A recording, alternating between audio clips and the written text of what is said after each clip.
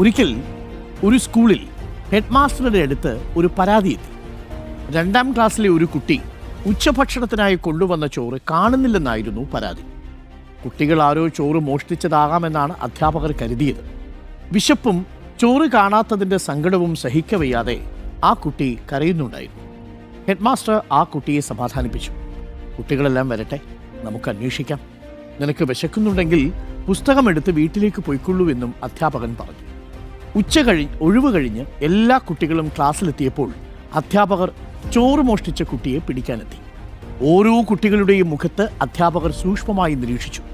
മോഷണം ചീത്തശീലമാണെന്നും അറിയാതെ വല്ല തെറ്റും പറ്റിയെങ്കിൽ ഏറ്റുപറഞ്ഞ് മാപ്പ് ചോദിക്കണമെന്നുമെല്ലാം അവർ കുട്ടികളോട് പറഞ്ഞു.